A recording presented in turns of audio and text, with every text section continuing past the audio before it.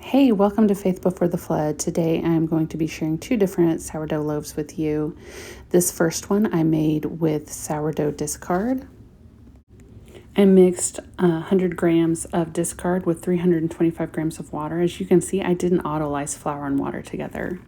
Okay, then we're going to add 475 grams. I'm using unbleached all-purpose flour. My hope in sharing this with you today is really to encourage you. I feel like there is so many rules surrounding sourdough and all these videos all the time of these perfect loaves, and you shouldn't be overwhelmed or intimidated by that. It doesn't have to be perfect to be beautiful, good bread. I broke a lot of those rules making both of the loaves that are in this video.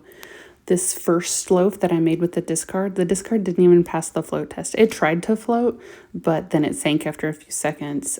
I want to acknowledge that I'm completely not a sourdough guru, but that's kind of the point. If I can do this, so can you. Add 10 grams of salt and mix all together.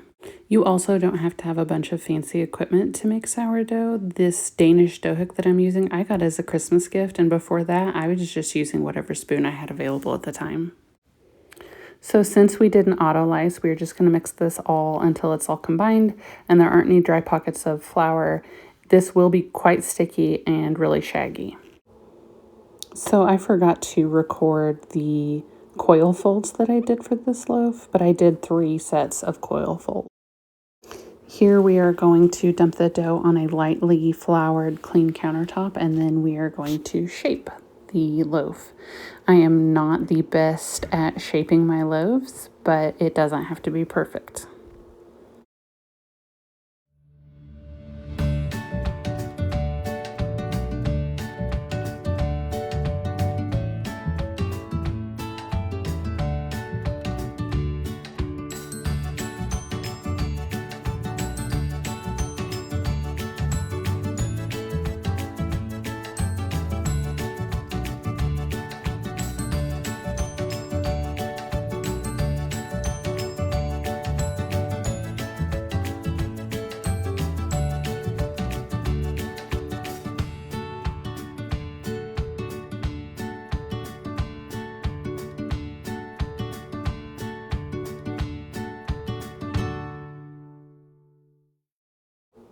You can see here that I probably had a little too much flour on my countertop there, and the loaf is not wanting to stick together to close, but we got it. And so we're just going to push and pull a few times to create that surface tension that everybody talks about. And it really works out just fine in the end.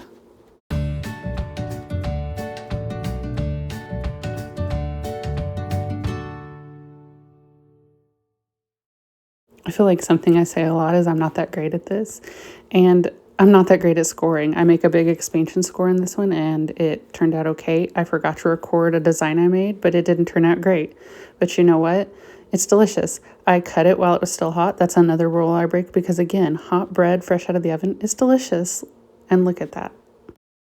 So this is the next loaf that I made. I wanted to share with you guys. I made this with active starter, same measurements, 100 grams of starter-ish, 325 grams of water, and then 475 grams of the unbleached flour and 10 grams of salt.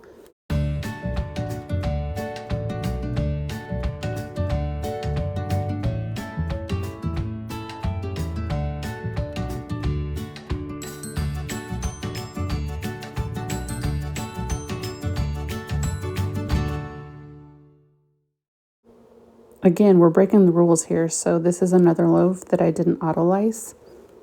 I make jokes about there being a bunch of rules surrounding sourdough, and I get that most of these things are there because they do help improve your bread, but the point is it can be overwhelming when you're starting out, and I don't want that to stop you.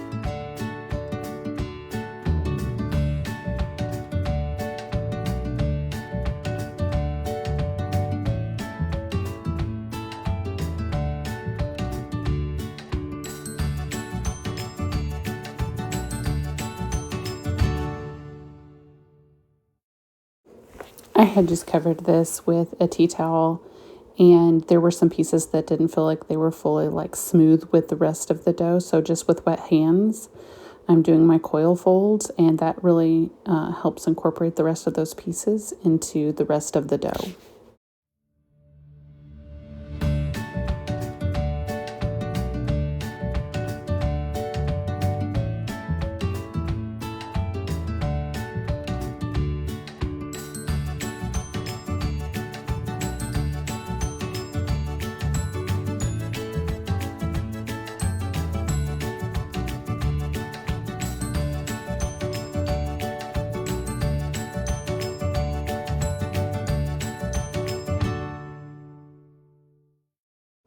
And here's our second set of coil folds, and you can see how much smoother that dough already is.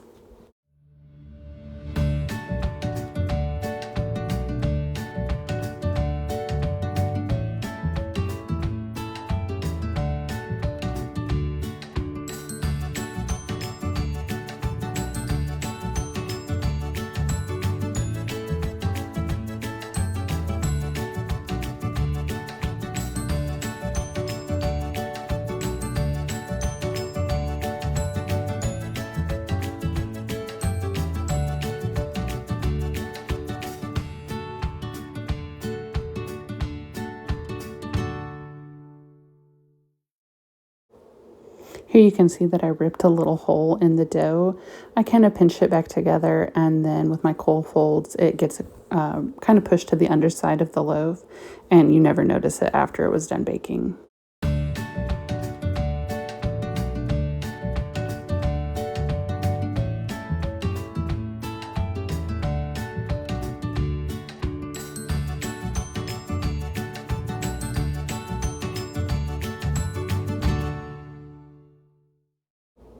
So I will say I noticed a lot more bubbles on top with the active starter and underneath. You can see with this dough dump, there are a ton of bubbles in this loaf that had the active starter used versus the one we did earlier in this video with the discard.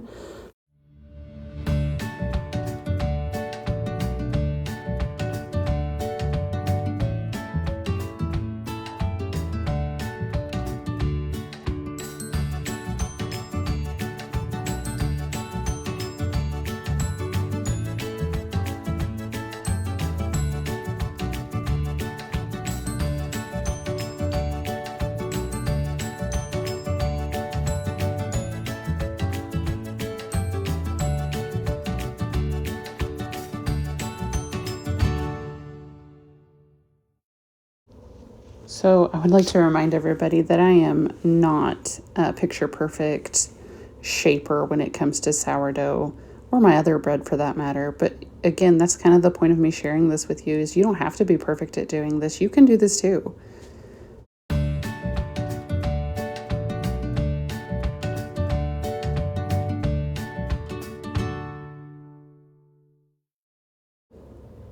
So once I've kind of gotten this shaped into a kind of like a ball, I'm going to pinch the bottom of the loaf closed.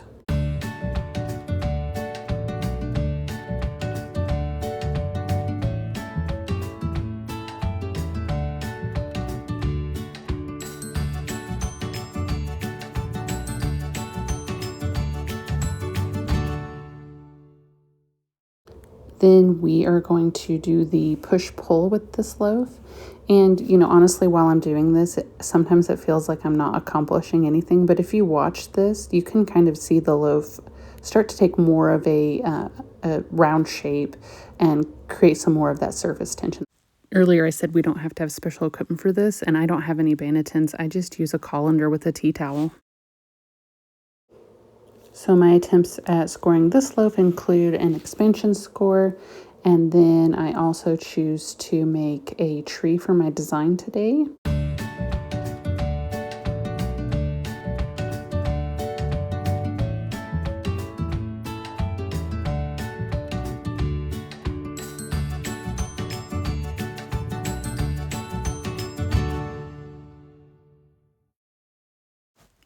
I guess you can kind of tell that it's a tree. It really turned out to be a beautiful loaf.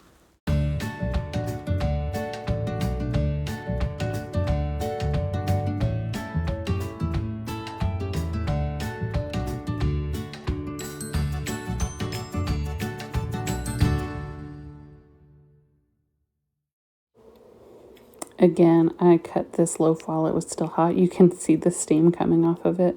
And I cut it while it was hot because warm bread is delicious.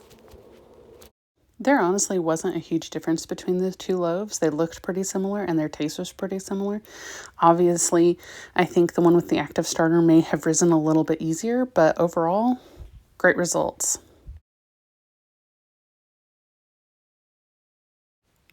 Please like, subscribe, and share. There's more videos coming your way.